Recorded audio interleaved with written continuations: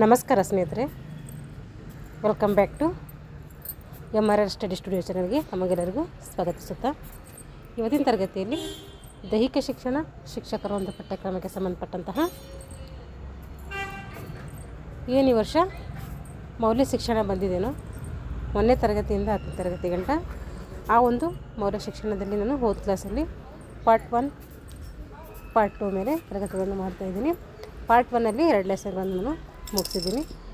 ಅದರಲ್ಲಿ 10ನೇ ತರಗತಿಯಿಂದ ಬರ್ತಾಯಿದ್ದೀನಿ. ನಾನು 1ನೇ ತರಗತಿಯಿಂದ ಹೋಗ್ತಾಯಿಲ್ಲ, ಯಾಕೆಂದರೆ ನಾವು ಏರಿಕೆ ಕ್ರಮದಿಂದ ಏರಿಕೆ ಕ್ರಮಕ್ಕೆ ಬರೋಣ. ಯಾಕೆಂದರೆ ಇದು ಮೌಲ್ಯ ಶಿಕ್ಷಣ ಅಷ್ಟು ಅದರಲ್ಲಿ ಜನರಲ್ ಪಾಯಿಂಟ್ಸ್ ಇದ್ದಾವೆ. ಹಾಗಾಗಿ ಏನಾದರೂ ಸಿಗುತ್ತೇನೋ ಒಂದೊಂದು ಪಾಯಿಂಟ್ಸ್ ಸಿಕ್ಕರೂ ನಮಗೆ ಏನಾಗುತ್ತೆ ಇಂಪಾರ್ಟೆಂಟ್ ಅನಿಸುತ್ತೆ.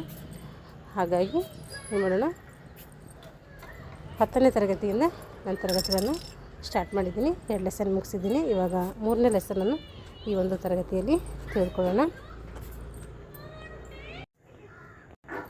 ನನ್ನೊಳಗಿನ ನಾಯಕ, ಈ ಒಂದು 3ನೇ ತರಗತಿ ಲೆಸನ್ ಇದು. ಏನಿದೆ ನೋಡಿರಿ, ಕೆಲವೊಮ್ಮೆ ವಿಷಯಗಳು ನಾವು ಅಂದುಕೊಂಡ ರೀತಿಯಲ್ಲಿ ನಡೆಯದೇ ಇರಬಹುದು. ಉದಾಹರಣೆಗೆ ಹೇಳಬೇಕಾದ್ರೆ, ವೇದಿಕೆ ಮೇಲೆ ನಿಂತಾಗ ಹೇಳಬೇಕಾದ್ರೆ ವಿಷಯ ನಾವು ಮರೆತು ಹೋಗ್ತೀವಿ. ಕೆಲವೊಮ್ಮೆ ಆಟವನ್ನು ಸೋತಿರಬಹುದು, ಇನ್ನು ಕೆಲವೊಮ್ಮೆ ನಮಗೆ ಕಡಿಮೆ ಅಂಕಗಳು ಬಂದಿರಬಹುದು, ಅಥವಾ ಇದರಿಂದ ನಮ್ಮನ್ನು ಬೇರೆಯವರು ಕಡೆಗಣಿಸುತ್ತಾರೆ ಎಂಬ ಅನುಭವ ನಮಗೆ ಆಗ್ಬೋದು. ಇಂತಹ ಕ್ಷಣಗಳಲ್ಲಿ ನಾವು ನಮ್ಮೊಳಗೆ ಏನು ಮಾಡ್ತೀವಿ, ಯಾವ ರೀತಿ ಆಲೋಚನೆ ಮಾಡುತ್ತೀವಿ ಎಂಬುದು ಈ ಒಂದು ಲೆಸನ್ನ ತಾತ್ಪರ್ಯವಾಗಿರ್ತೈತೆ. ಇಲ್ಲಿ ಇಂತಹ ಸಂದರ್ಭದಲ್ಲಿ ನೀವು ಹೆಂಗೆ ಮಾಡ್ಕೋಬೇಕಂತ ಊಹಿಸಿಕೊಳ್ಳಿ.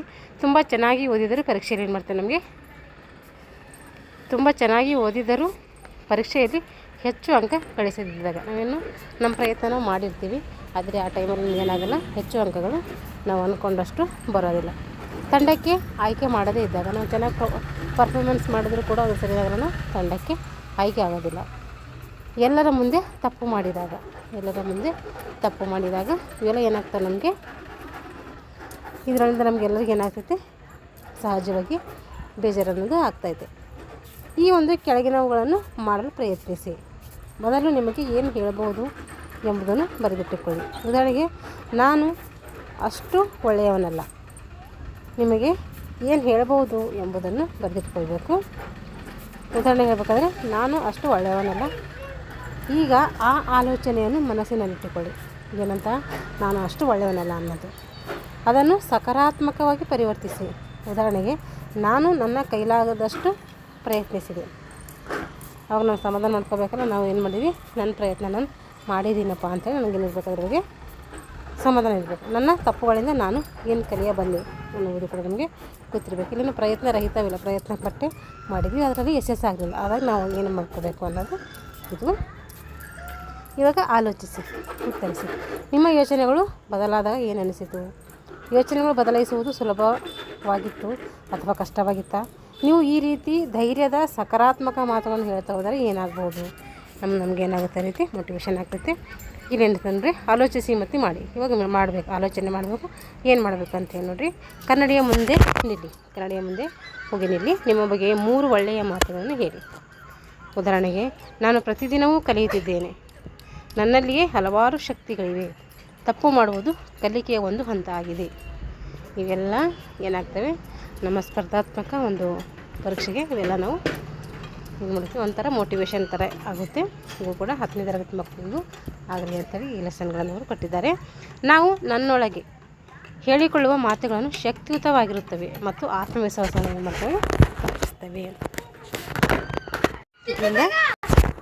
ಇದರಿಂದ ಏನಾಗುತ್ತೆ, ನಮಗೆ ನಮ್ಮೊಳಗೆ ನಾವು ಏನು ಮಾಡ್ಬೋದು, ಶಕ್ತಿಯನ್ನು ತಂದುಕೊಳ್ಬೋದು. ಈ ರೀತಿ ಮಾತನಾಡೋದು ನಮಗೂ ಕೂಡ ಏನಾಗ್ತಂತರ ತೃಪ್ತಿಯನ್ನು ಸಿಗ್ತದೆ, ಅಂದರೆ ಮನಸ್ಸಿಗೆ ಸಮಾಧಾನವನ್ನು ನಾವು ಮಾಡ್ಕೋಬೋದು. ಈಗ 4ನೇ ಲೆಸನ್, ಆತುರದಲ್ಲಿ ತಾಳ್ಮೆ. ಆತುರದಲ್ಲಿ ನಾವು ತಾಳ್ಮೆ ಹೆಂಗಿರಬೇಕು ನೋಡಿರಿ. ಆತುರದಲ್ಲಿ ನಾವು ಹೆಂಗಿರಬೇಕು ಅಂತ, ನಾವು ವೇಗವಾಗಿ ಸಾಗುವ ಜಗತ್ತಿನಲ್ಲಿ ಬದುಕುತ್ತಿದ್ದೇವೆ. ನಾವೇನು ಮಾಡ್ತಾಯಿದ್ದೀವಿ, ವೇಗವಾಗಿ ಸಾಗುತ್ತಿರುವ ಒಂದು ಜಗತ್ತಿನಲ್ಲಿ ಇಂದು ಬದುಕ್ತಾ ಇದ್ದೀವಿ. ದೂರದ ಸ್ಥಳಗಳಿಂದ ಸಂದೇಶಗಳು ಬರ್ತವೆ, ವಿಡಿಯೋಗಳು ಬರ್ತವೆ, ಫಲಿತಾಂಶಗಳು ಕೂಡ ಕ್ಷಣ ಮಾತ್ರದಲ್ಲಿ ನಮಗೆ ಸಿಗ್ತವೆ.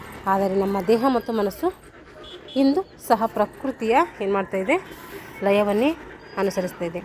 ಬಿತ್ತಿದ ಬೀಜಗಳು ಬೆಳೆಯಲು ಸಮಯ ತೆಗೆದುಕೊಳ್ಳುವಂತೆಯೇ ನೋವು ಗುಣವಾಗಲು, ಹೊಸದನ್ನು ಕಲಿಯಲು ಮತ್ತು ಪ್ರಬುದ್ಧರಾಗಲು ಸಹ ಸಮಯ ಬೇಕಾಗ್ತೈತೆ.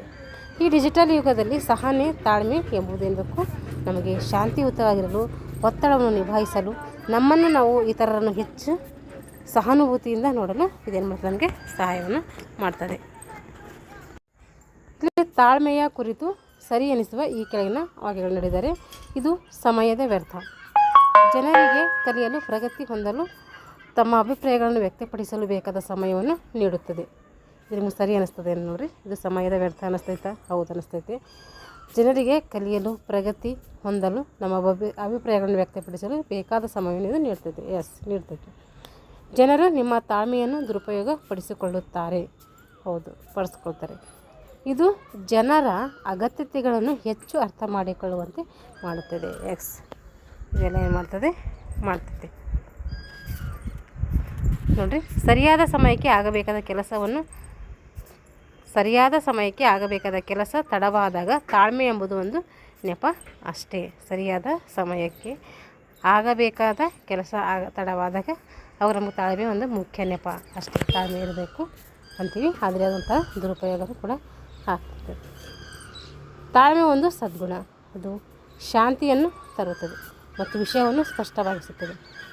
ಸ್ವಲ್ಪ ಸ್ಪೀಡಾಗಿ ಹೇಳ್ತಾ ಹೋಗ್ತೀನಿ, ಯಾಕೆಂದರೆ ಅಷ್ಟು ಏನೇನು ಪಾಯಿಂಟ್ಸ್ಗಳಿಲ್ಲ. ಒಂಥರ ನಮ್ಗೆ ಚೆನ್ನಾಗಿ ಅನಿಸುತ್ತೆ, ಆದರೆ ನಮ್ಗೆ ಪಾಯಿಂಟ್ಸ್ ಸಿಗಬೇಕಲ್ಲ, ಹಾಗಾಗಿ ಸ್ವಲ್ಪ ಸ್ಪೀಡಾಗಿ ಹೇಳ್ತಾ ಹೋಗೋಣ. ಇದು ಆತ್ಮಾವಲೋಕನಕ್ಕೆ ಸಹಾಯ ಮಾಡ್ತೈತೆ. ನಿಮಗೆ ಬೇಡಾದ ವಿಷಯದ ಬಗ್ಗೆ ಕಾಳಜಿ ವಹಿಸದಂತೆ ಮಾಡ್ತೈತೆ. ಇದು ನಮ್ಮ ದೇಹಕ್ಕೆ ಪ್ರಕೃತಿಯ ಲಯಕ್ಕೆ ಹೊಂದಿಕೊಳ್ಳಲು ಏನು ಮಾಡ್ತೈತೆ? ಸಹಾಯ ಮಾಡ್ತೈತೆ. ಸಹನೆ ನಮಗೆ ಮನಃಶಾಂತಿಯನ್ನು ಕೊಡುತ್ತದೆ ಮತ್ತು ಸಹಾನುಭೂತಿ ಹೆಚ್ಚಿಸುವಂತೆ ಮಾಡ್ತೈತೆ. ಈಗ ಇಬ್ಬರು ಮಕ್ಕಳ ಗುಂಪುಗಳಲ್ಲಿ ಮಾಡಿದ್ದಾರೆ ನೋಡಿರಿ. ಯಾರಾದರೂ ನಿಮ್ಮೊಂದಿಗೆ ಸಹನೆಯಿಂದ ವರ್ತಿಸಿದ ಯಾವ ಘಟನೆಯು ಹಿತವೆನಿಸಿತು ಎಂಬುದರ ಬಗ್ಗೆ ಸ್ನೇಹಿತರೊಂದಿಗೆ ಮಾತನಾಡಿ. ನೀವು ಯಾರೊಂದಿಗಾದರೂ ಸಹನೆಯಿಂದ ವರ್ತಿಸಿದ ಸಂದರ್ಭದಲ್ಲಿ ನಿಮಗೆ ಮತ್ತು ಆ ವ್ಯಕ್ತಿಗೆ ಆದ ಅನುಭವ ಬಗ್ಗೆ ಹಂಚಿಕೊಳ್ಳಿ. ಈಗ 4 ವಿದ್ಯಾರ್ಥಿ ಗುಂಪಿನಲ್ಲಿ ಚರ್ಚಿಸಿ. ಹೆಚ್ಚಿನ ಸಹನೆಯನ್ನು ತೋರಬೇಕಾಗುವ ವ್ಯಕ್ತಿಗಳು ಅಥವಾ ಪರಿಸ್ಥಿತಿಗಳ ಬಗ್ಗೆ ಚರ್ಚಿಸಿ. ಉದಾಹರಣೆಗೆ, ವಯಸ್ಸಾದ ವ್ಯಕ್ತಿಯೊಬ್ಬರು ನಿಧಾನವಾಗಿ ಮೆಟ್ಟಿಲು ಏರುತ್ತಿರುತ್ತಾರೆ, ಅಥವಾ ಕಲಿಕಾ ನ್ಯೂನತೆ ಹೊಂದಿರುವ ಮಗು ಪಾಠಗಳನ್ನು ಅರ್ಥ ಮಾಡಿಕೊಳ್ಳಲು ಹೆಚ್ಚು ಸಮಯ ತೆಗೆದುಕೊಳ್ತೈತಿ. ಆಲೋಚಿಸಿ ಮತ್ತು ಮಾಡಿ. ಸಹನೆಯ ಗುಣ ಕುರಿತು ಒಂದು ಚಿತ್ರಪಟವನ್ನು ತಯಾರಿಸಿ ಅದನ್ನು ತರಗತಿಯಲ್ಲಿ ಪ್ರದರ್ಶಿಸಿ. ಹೀಗೆ ಕ್ಷಮಾಗುಣ ನೋಡಿ. ಕ್ಷಮಾಗುಣ ಏನು ಕೆಲಸ ಮಾಡ್ತೈತೆ ಅಂತ. ಕೆಲವೊಮ್ಮೆ ನಮ್ಮ ತಪ್ಪುಗಳನ್ನು ಇತರರಿಗೆ ನೋವುಂಟು ಮಾಡ್ತವೆ. ಅದೇ ರೀತಿ ನಾವು ಬೇರೆಯವರ ತಪ್ಪುಗಳಿಂದ ಕೂಡ ನೋವನ್ನು ಅನುಭವಿಸ್ತೀವಿ. ಇಂತಹ ಸಂದರ್ಭಗಳಲ್ಲಿ ನಮಗೆ ಏನಿರಬೇಕು? ಕ್ಷಮೆ ಅಗತ್ಯವಾಗಿ ಬೇಕಾಗ್ತದೆ. ಕ್ಷಮಿಸುವುದು ಎಂದರೆ ಕೋಪವನ್ನು ಬಿಟ್ಟು ಶಾಂತಿಯನ್ನು ಆಯ್ಕೆ ಮಾಡಿಕೊಳ್ಳುವುದು. ಇದು ಸರಿಯಾದ ಮಾರ್ಗ ಮಾತ್ರವಲ್ಲ, ಇದು ನಮ್ಮ ಆತ್ಮವಿಶ್ವಾಸವನ್ನು ಹೆಚ್ಚಿಸಲು, ದಯೆಯಿಂದ ಇರಲು, ನಂಬಿಕೆಯನ್ನು ಊಹಿಸಿಕೊಳ್ಳಲು ಮತ್ತು ಧೈರ್ಯದಿಂದ ಮುನ್ನಡೆಯಲು ಏನು ಮಾಡ್ತೈತೆ? ಸಹಾಯ ಮಾಡ್ತೈತಿ. ಕ್ಷಮೆಯ ಈ ಕೆಳಗಿನ ಹಂತಗಳನ್ನು ಇದು ಒಳಗೊಂಡಿದೆ. ಕೋಪ, ನೋವು ಮತ್ತು ಅಸಮಾಧಾನದ ಭಾವನೆಗಳನ್ನು ಇದು ಒಪ್ಪಿಕೊಳ್ಳುತ್ತದೆ. ಯೋಗಕ್ಷೇಮಕ್ಕಾಗಿ ಕ್ಷಮೆಯ ಪ್ರಯೋಜನವನ್ನು ಪರಿಗಣಿಸ್ಬೋದು. ಎಲ್ಲಿ ಇಂಪಾರ್ಟೆಂಟ್ ಪಾಯಿಂಟ್ಸ್ ಬರ್ತದೆ ಅಲ್ಲಷ್ಟೇ ಏನು ಮಾಡ್ತೀನಿ? ಮಾರ್ಕ್ ಮಾಡ್ತೀನಿ. ಮಿಕ್ಕಿದೆಲ್ಲ ಮಾಡ್ತಾ ಹೋದ್ರೆ ಲೇಟ್ ಆಗ್ತೈತೆ. ಯೋಗ ಕ್ಷೇಮಕ್ಕಾಗಿ ಕ್ಷಮೆಯ ಪ್ರಯೋಜನಗಳನ್ನು ಪರಿಗಣಿಸುವುದು. ಕ್ಷಮಿಸಲು ಮತ್ತು ನಕಾರಾತ್ಮಕ ಭಾವನೆಗಳನ್ನು ತೊಡೆದುಹಾಕಲು ಪ್ರಜ್ಞಾಪೂರ್ವಕವಾಗಿ ನಿರ್ಧಾರವನ್ನು ತೆಗೆದುಕೊಳ್ಳುವುದು.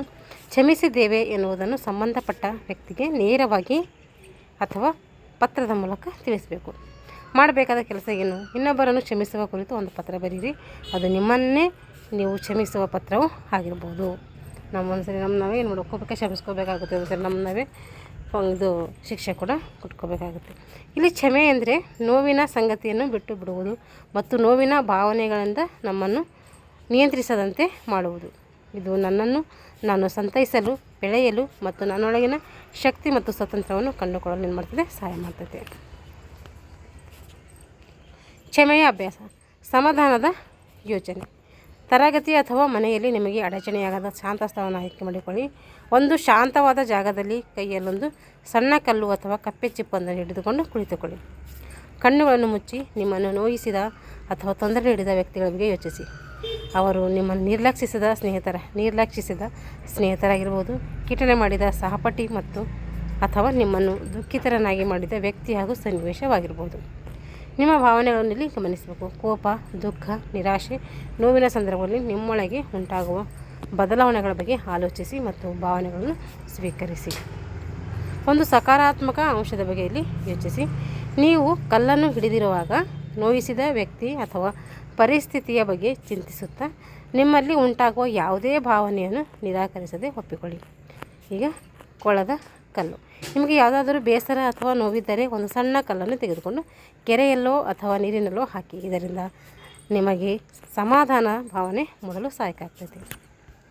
ಇದ್ರಾಗ ಏನು ಬಿಡಿಸಿ ಹೇಳೋಂಥದ್ದು ಏನಿಲ್ಲ, ನಾವು ಓದ್ಕೊಂಡ್ರೆ ನಮಗೆ ಅರ್ಥ ಆಗ್ತೈತೆ. ಅದಕ್ಕೆ ನಾನು ಇದರಲ್ಲಿ ಏನು ಬಿಡಿಸಿ ಹೇಳ್ತಾ ಇಲ್ಲ. ಇದು ಲೆಸನ್ ಮಾಡ್ತಿರೋ ಉದ್ದೇಶನೇ ಏನಾದರೂ ಪಾಯಿಂಟ್ಸು ಸಿಗ್ತಾವೇನೋ ಅನ್ನುವಂಥ ಉದ್ದೇಶ ಅಷ್ಟೇ. ಹಾಗಾಗಿ ನಾನು ಒಂದು ಬಿಡಲ್ದೇ ನೋಡ್ಕೊಳ್ಳೋಣ. ಇಲ್ಲಿ ಗಂಟೆ ಆಯಿತು. 4 ಲೆಸನ್ 4ನೇ ಲೆಸನ್ಗಳಿಂದ 1 2 3 ಮಾಡ್ತಾಯಿದ್ದೀನಿ. 1ನೇ ಲೆಸನಿಂದ ಯಾವುದೇ ಕೂಡ ಒಂದು ಪಾಯಿಂಟ್ಸ್ ನಮಗೆ ಎಕ್ಸಾಮ್ ಪರ್ಪೋಸಾಗಿ ಸಿಕ್ಕಿದ್ರೆ ಏನು ಮಾಡೋಣ, ಅದನ್ನು ಒಂದು ಕಡೆ ನೋಟ್ ಮಾಡಿಟ್ಕೊಳ್ಳೋಣ. ಈಗ ಅತ್ಯಂತ ಶ್ರೇಷ್ಠ ಉಡುಗೊರೆ ಯಾವುದಂದರೆ ಅದು ಅಂಗಾಂಗ ದಾನ ಮಾಡೋದು. ನೀವು ಯಾರಿಗಾದರೂ ನೀಡಬಹುದಾದ ಅತ್ಯಂತ ಶ್ರೇಷ್ಠ ಉಡುಗೊರೆ ಯಾವುದು? ಪ್ರೀತಿ, ಸಹಾಯ ಹಾಗೆ ಸ್ನೇಹದ ಬಗ್ಗೆ ನೀವು ಯೋಚಿಸಿರಬಹುದು. ಇವೆಲ್ಲವೂ ಅದ್ಭುತ ಉಡುಗೊರೆಗಳಾಗಿದ್ದರೂ ಒಂದು ವಿಶಿಷ್ಟ ಮತ್ತು ವಿಶಿಷ್ಟವಾದ ಉಡುಗೊರೆ ಇದೇ, ಅದುವೇ ಅಂಗಾಂಗ ದಾನದ ಮೂಲಕ ಜೀವನವನ್ನೇ ನೀಡುವುದು. ಈಗ ಕಥಾ ಸಮಯ. ಇಬ್ಬರು ಸ್ನೇಹಿತರು, ರಾಣಿ ಮತ್ತು ಆಶಾ ಅಂಥೇಳಿ. ರಾಣಿ ಮೂತ್ರಪಿಂಡ ವೈಫಲ್ಯದಿಂದ ಬಳಲುತ್ತಿದ್ದ ಕಾರಣ ಯಾವಾಗಲೂ ಏನು ಮಾಡ್ತಾಯಿತ್ತು, ಸುಸ್ತಾಗ್ತಾಯಿತ್ತು. ಡಯಾಲಿಸಿಸ್ ಅವಳನ್ನು ಶಾಶ್ವತವಾಗಿ ಉಳಿಸಲಾರದು ಎಂದು ತಿಳಿದಿದ್ದ ಹೆತ್ತವರು ದುಃಖಿತರಾದರು. ಒಂದು ದಿನ ರಾಣಿಗೆ ಆಸ್ಪತ್ರೆಯಿಂದ ಜೀವನವನ್ನು ಬದಲಾಯಿಸುವ ಕರೆ ಬಂತು. ಅಂಗಾಂಗ ದಾನಿಗಳಿಂದ ಮೂತ್ರಪಿಂಡ ಲಭ್ಯವಿತ್ತು. ಆ ಅಂಗವು ಸಮಯಕ್ಕೆ ಸರಿಯಾಗಿ ಆಸ್ಪತ್ರೆಗೆ ತಲುಪುವುದನ್ನು ಖಚಿತಪಡಿಸಿಕೊಳ್ಳಲು ಪೊಲೀಸರು ವಾಹನ ದಟ್ಟಣೆಯನ್ನು ತೆರವುಗೊಳಿಸಿ ಗ್ರೀನ್ ಕಾರಿಡಾರ್ ಅನ್ನು ಸೃಷ್ಟಿಸಿದರು. ಶಸ್ತ್ರಚಿಕಿತ್ಸೆ ಯಶಸ್ವಿಯಾಯಿತು. ರಾಣಿ ನಗುತ್ತಾ ಆಶಾಳನ್ನು ಕಂಡು, ನನಗೆ ಗೊತ್ತಿಲ್ಲದ ಯಾರೋ ನನಗೆ ಹೊಸ ಜೀವನವನ್ನು ಕೊಟ್ಟಿದ್ದಾರೆ. ಅವರಂತೆ ಇತರರಿಗೂ ಸಹಾಯ ಮಾಡುವ ಮೂಲಕ ಆ ವ್ಯಕ್ತಿಯನ್ನು ನಾನು ಗೌರವಿಸುತ್ತೇನೆ. ಅವಳಿಗೆ ದೊರೆತ 2ನೇ ಅವಕಾಶದಿಂದ ಪ್ರೇರಿತಳಾಗಿ ರಾಣಿ ಅಂಗಾಂಗ ದಾನದ ರಾಯಭಾರಿಯಾದಳು ಮತ್ತು ಅದೇ ರೀತಿ ಜೀವನ ಉಳಿಸುವ ಪ್ರತಿಜ್ಞೆಯನ್ನು ಮಾಡಲು ಇತರರನ್ನು ಮಾಡಲು ಪ್ರೋತ್ಸಾಹ ನೀಡಿದಳು. ಇಲ್ಲಿ ಆಲೋಚಿಸಿ ಮತ್ತು ಉತ್ತರಿಸಿ. ಈ ಅನಾಮಧೇಯ ದಾನಿ ರಾಣಿಯ ಪಾಲಿಗೆ ನಾಯಕನಾದದ್ದು ಹೇಗೆ? ಅಂಗಾಂಗ ದಾನವನ್ನು ಪರಿಗಣಿಸುವಂತೆ ನಿಮ್ಮ ಕುಟುಂಬವನ್ನು ಮನವೊಲಿಸಲು ನೀವು ಏನು ಹೇಳುತ್ತೀರಿ? ನೀವು ಬದುಕಿದ ನಂತರ ಏನನ್ನಾದರೂ ದಾನ ಮಾಡಬಹುದಾಗಿದ್ದರೆ ಅದು ಏನಾಗಿರುತ್ತದೆ ಅಂತೇಳಿ ಬಗ್ಗೆ ಎಲ್ಲ ಯೋಚನೆ ಮಾಡಬೇಕು. ಈಗ ಪಾತ್ರಾಭಿನಯ ಚಟುವಟಿಕೆ. ನಿಮ್ಮ ಗೆಳೆಯರೊಂದಿಗೆ ಈ ಕೆಳಗಿನ ಸನ್ನಿವೇಶದಲ್ಲಿ ಒಂದನ್ನು ಅಭಿನಯಿಸಲು ಆಯ್ಕೆ ಮಾಡಿಕೊಳ್ಳಿ. ರೋಗಿ ಮತ್ತು ವೈದ್ಯ ಆಗಿರ್ಬೋದು. ಆತಂಕಗೊಂಡ ರೋಗಿಯೊಬ್ಬರು ಅಂಗಾಂಗಕ್ಕಾಗಿ ದೀರ್ಘ ಕಾಯುವಿಕೆಯ ಬಗ್ಗೆ ಚರ್ಚಿಸುತ್ತಾರೆ ಮತ್ತು ವೈದ್ಯರು ಅಂಗಾಂಗ ದಾನ ಹೇಗೆ ಕಾರ್ಯನಿರ್ವಹಿಸುತ್ತದೆ ಎಂಬುದನ್ನು ವಿವರಿಸುತ್ತಾರೆ. ದಾನಿ ಕುಟುಂಬ ಮತ್ತು ಪೊಲೀಸ್. ಒಂದು ಕುಟುಂಬವು ತಮ್ಮ ಪ್ರೀತಿ ಪಾತ್ರರ ಅಂಗಾಂಗಗಳನ್ನು ದಾನ ಮಾಡಲು ಒಪ್ಪುತ್ತದೆ ಮತ್ತು ಪೊಲೀಸ್ ಅಧಿಕಾರಿಗಳನ್ನು ಹೇಗೆ ವೇಗವಾಗಿ ಸಾಗಿಸಲಾಗುತ್ತದೆ ಎಂಬುದನ್ನು ವಿವರಿಸಬೇಕು. ಮಾಧ್ಯಮ, ವರದಿಗಾರ ಮತ್ತು ವಿದ್ಯಾರ್ಥಿ. ಒಬ್ಬ ವರದಿಗಾರನು ವಿದ್ಯಾರ್ಥಿಯೊಬ್ಬರಿಗೆ ಅಂಗಾಂಗ ದಾನ ಏಕೆ ಮುಖ್ಯ ಎಂಬುದನ್ನು ಕೇಳುತ್ತಾನೆ ಮತ್ತು ವಿದ್ಯಾರ್ಥಿ ಅದರ ಮೌಲ್ಯವನ್ನು ವಿವರಿಸುತ್ತಾನೆ. ಪೋಸ್ಟರ್ ರೇಖಾಚಿತ್ರ. ಜೀವನದ ಉಡುಗೊರೆ. ಅಂಗಾಂಗ ದಾನ ಎಂಬ ವಿಷಯದ ಪೋಸ್ಟರನ್ನು ರಚಿಸಿ.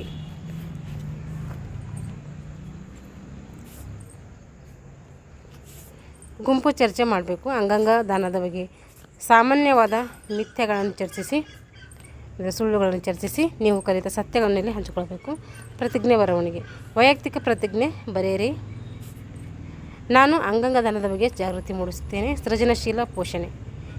ನಿಮ್ಮದೇ ಆದ ಪೋಷಣೆಗಳನ್ನು ರೂಪಿಸಿ. ಈ ಕೆಲವು ಉದಾಹರಣೆಗಳಲ್ಲಿ ಕೊಟ್ಟಿದ್ದಾರೆ.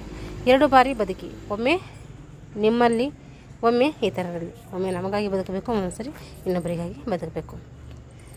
ದಾನಿಯಾಗಿ ಜೀವನವನ್ನು ಬೆಳಗಿಸಿ. ಆಲೋಚಿಸಿ ಮತ್ತು ಹಂಚಿಕೊಳ್ಳಿ. ಗ್ರೀನ್ ಕಾರ್ಡನ್ನ ಅರ್ಥವೇನು? ಯಾವ ಅಂಗದ ದಾನವು ಯೋಧರಿಗೆ ನೋಡಲು ಸಹಾಯ ಮಾಡುತ್ತದೆ?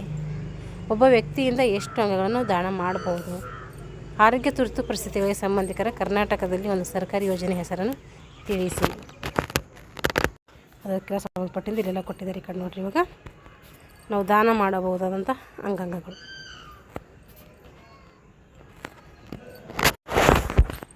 ಹೃದಯ ಮಾಡ್ಬೋದು ದಾನ. ನಾವು ಮೂತ್ರಪಿಂಡಗಳು ಮಾಡ್ಬೋದು, ಯಕೃತ್ ಮಾಡ್ಬೋದು, ಶ್ವಾಸಕೋಶಗಳು, ಮೆದುಜೀರಕ ಗ್ರಂಥಿ, ಕರುಳುಗಳಂತಹ ಪ್ರಮುಖ ಅಂಗಗಳನ್ನು ನೀವು ದಾನ ಮಾಡ್ಬೋದು. ಇದು ಕೇಳ್ಬೋದು ಎಕ್ಸಾಮಲ್ಲಿ ನಾವು ಬಾಡಿ ಪಾರ್ಟ್ಸ್ಗಳನ್ನು ಯಾವ್ಯಾವ ದಾನ ಮಾಡ್ಬೋದು ಅಂದರೆ ಹಾರ್ಟ್ ಮಾಡ್ಬೋದು, ಕಿಡ್ನಿ ಮಾಡ್ಬೋದು, ಯಕೃತ್ ಮಾಡ್ಬೋದು, ಶ್ವಾಸಕೋಶಗಳು ಮಾಡ್ಬೋದು, ಮೆದುಜೀರಕ ಗ್ರಂಥಿ, ಕರುಳುಗಳಂತಹ ಪ್ರಮುಖ ಅಂಗಗಳನ್ನು ದಾನ ಮಾಡ್ಬೋದು. ಇದು ಪಾಯಿಂಟ್ಸ್ ಮಾಡಿಕೊಟ್ರೆ ಎಕ್ಸಾಮ್ಗೆ ಬರುವಂಥ ಸಂಭವ ಇರ್ತೈತೆ. ಇಲ್ಲೊಂದು ಪಾಯಿಂಟ್ಸ್ ಸಿಗುತ್ತೆ ನಮಗೆ ಮಾಡ್ಕೊಳ್ಳಿ. ಇವಾಗ ನೀವು ಕಣ್ಣುಗಳ ಕಾರ್ನಿಯ ಚರ್ಮ ಕಣ್ಣುಗಳು ಕೂಡ ದಾನ ಮಾಡ್ಬೋದು. ಕಣ್ಣಿಗಳಲ್ಲಿರುವಂಥ ಕಾರ್ಯವನ್ನು ಏನು ಮಾಡ್ತಾರೆ ದಾನ ಮಾಡ್ಬೋದು. ಚರ್ಮ, ಮೂಳೆ ಮತ್ತು ಮೂಳೆ ಮಜ್ಜೆಯಂತಹ ಅಂಗಾಂಗಗಳು ಸಹ ದಾನ ಮಾಡಬಹುದು.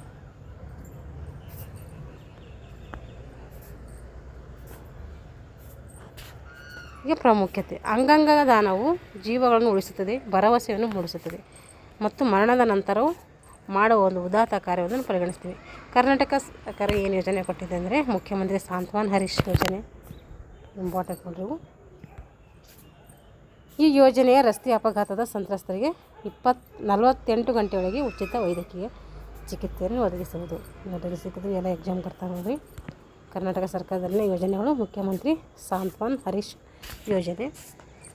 ಈ ಯೋಜನೆ ಏನು ಮಾಡ್ತಿದೆ, ರಸ್ತೆ ಅಪಘಾತ ಸಂತ್ರಸ್ತರಿಗೆ 48 ಗಂಟೆಗಳ ಉಚಿತ ವೈದ್ಯಕೀಯ ಚಿಕಿತ್ಸೆ ನೀಡಲು ಸಹಾಯ ಮಾಡ್ತಿದೆ. ಈಗ ಶೂನ್ಯ ಸಂಚಾರ ಗ್ರೀನ್ ಕಾರಿಡಾರ್. ಇಲ್ಲಿ ಬಂದ್ಬಿಟ್ಟು ಶೂನ್ಯ ಸಂಚಾರ ಗ್ರೀನ್ ಕಾರಿಡಾರ್ ಅಂದರೆ ಗ್ರೀನ್ ಕಾರಿಡಾರ್ ಅಂದರೆ ದಾನಿಯ ದೇಹದಿಂದ ತೆಗೆಯಲಾದ ಅಂಗವು ಅದರ ಗಮ್ಯ ಸ್ಥಾನವನ್ನು ಸಾಧ್ಯವಾದಷ್ಟು ಬೇಗ ತಲುಪುವುದನ್ನು ಖಚಿತಪಡಿಸಿಕೊಳ್ಳಲು ಪೊಲೀಸರು ಏನು ಮಾಡ್ತಾರೆ, ಒಂದು ವಿಶೇಷವಾದಂಥ ಒಂದು ಪಡೆಯನ್ನು ರಚಿಸ್ತಾರೆ. ವಾಹನ ದಟ್ಟಣೆ ರಹಿತ ಮಾರ್ಗವಾಗಿ ರನ್ ಮಾಡಿಕೊಡ್ತಾರೆ. ಇದು ಪ್ರಯಾಣದ ಸಮಯವನ್ನು 60ರಿಂದ 70% ಏನು ಮಾಡ್ತದೆ, ಕಡಿಮೆ ಮಾಡ್ತದೆ. ಇದಕ್ಕೆ ಗ್ರೀನ್ ಕಾರಿಡಾರ್ ಅಂತೇಳಿ ಕರಿತೀವಿ. ಜೀವ ಸಾರ್ಥಕತೆ ಎಂಬುದು ಕರ್ನಾಟಕದಲ್ಲಿ ಅಂಗಾಂಗ ದಾನ ಮಾಡುವ ಮತ್ತು ಅಂಗಾಂಗ ಕಸಿಗಳನ್ನು ಮಾಡುವಂಥ ಸಂಯೋಜಿಸುವ ಒಂದು ಸಂಸ್ಥೆ. 3 ಕೂಡ ಇಂಪಾರ್ಟೆಂಟು, ಎಕ್ಸಾಮ್ ಬರ್ತವೆ, ನೆನ್ಪಿಟ್ಕೊಳ್ಳೋದು. ಈಗ ಇಷ್ಟು ಲೆಸನ್ಗಳಲ್ಲಿ ತಲೆ ಬಂದಿವಲ್ಲ, ಇವು ಇಂಪಾರ್ಟೆಂಟ್. ಇಷ್ಟು ಸಿಕ್ಕು ನೋಡಿರಿ. ಇಲ್ಲಿ ಕೊಟ್ಟಿದ್ದಾರೆ ಗ್ರೀನ್ ಕಾರಿಡಾರ್ ಅರ್ಥವೇನು ಅಂತೇಳಿ ನೋಡ್ತೀವಿ. ಯಾವ ಅಂಗಾಂಗ ದಾನವು ಅಂಧರಿಗೆ ನೋಡಲು ಸಹಾಯ ಮಾಡಿದರೆ ಕಣ್ಣು. ಒಬ್ಬ ವ್ಯಕ್ತಿಯಿಂದ ಎಷ್ಟು ಅಂಗಗಳನ್ನು ದಾನ ಮಾಡ್ಬೋದು ಅಂಥೇಳಿ ಇಲ್ಲಿ ನೋಡಿದ್ದೀವಲ್ಲ, ಎಷ್ಟು ಮಾಡ್ಬೋದು ಅಂಥೇಳಿ. ಆರೋಗ್ಯ ತುರ್ತು ಪರಿಸ್ಥಿತಿಗೆ ಸಂಬಂಧಿಸಿದಂಥ ಕರ್ನಾಟಕದಲ್ಲಿ ಒಂದು ಸರ್ಕಾರಿ ಯೋಜನೆ ಯಾವುದಂದರೆ ಒಂದು ಇಷ್ಟು ಯೋಜನೆಗಳಿದ್ದಾವೆ ನೋಡಿರಿ. 3 ಯೋಜನೆಗಳು. ಒಂದು ಮುಖ್ಯಮಂತ್ರಿ ಸಾಂತ್ವನ ಹರೀಶ್ ಯೋಜನೆ, ಶೂನ್ಯ ಸಂಚಾರ ಯೋಜನೆ, ಇನ್ನೊಂದು ಜೀವ ಸಾರ್ಥಕತೆ. ನೋಡಿರಿ ಹಾರ್ಟಿನ ಚಿತ್ರ ಕೊಟ್ಟಿದ್ದಾರೆ. ಜೀವ ಮುಗಿದ ನಂತರವೂ ಅಂಗಾಂಗ ದಾನವು ಮತ್ತೊಂದು ಜೀವನವನ್ನು ಬೆಂಬಲಿಸಲು ಮಾಡ್ತೈತಿ, ಮುಂದುವರಿಸ್ತೈತಿ. ಇಷ್ಟೇನದು 3 ಮತ್ತು 4 ಲೆಸನನ್ನು ನಾವು ನೋಡಿದ್ದೀವಿ. ಈ ತರಗತಿಯಲ್ಲಿ 5ನೇ ಲೆಸನ್ನು ನೋಡ್ಕೊಂಡು ಇಷ್ಟು 4 ಲೆಸನ್ ನೋಡಿದ ಮೇಲೆ ನಮಗೇನಾಯಿತು, ಲಾಸ್ಟ್ ಒಂದು ಲೆಸನಲ್ಲಿ ನಮಗೆ CT ಪರ್ಪಸ್ ಏನು ಸಿಕ್ಕಿದೆ, ಮ್ಯಾಟ್ರ್ ಸಿಕ್ಕಿದೆ. ಹಾಗಾಗಿ ನಾವು ಒಂದೇ ಒಂದು ಪಾಯಿಂಟ್ ಸಿಕ್ಕಿದೆ ಅಂದರೂ ಕೂಡ ನಮಗೆ ಅದು ಇಂಪಾರ್ಟೆಂಟ್. ಹಾಗಾಗಿ ನಾವು ಎಲ್ಲ ಒಂದು ಲೆಸನ್ಗಳನ್ನು ಮಾಡೋಣ, ಅನಾಲಿಸಿಸ್ ಮಾಡ್ತಾ ಹೋಗೋಣ. ಯಾರೆಲ್ಲ ನಮ್ಮ ಚಾನಲ್ನ ಸಬ್ಸ್ಕ್ರೈಬ್ ಮಾಡ್ಕೊಳ್ಳಿ. ಮುಂದಿನ ತರಗತಿಯಲ್ಲಿ ಮುಂದಿನ ಲೆಸನ್ನೊಂದಿಗೆ ಮತ್ತೆ ಭೇಟಿ ಆಗೋಣ ಅಂತ ಹೇಳ್ತಾ ಇಲ್ಲಿಗೆ ತರಗತಿಯಲ್ಲಿ ಮುಗಿಸ್ತಾ ಇದ್ದೀನಿ. ಎಲ್ಲರಿಗೂ ಧನ್ಯವಾದಗಳು.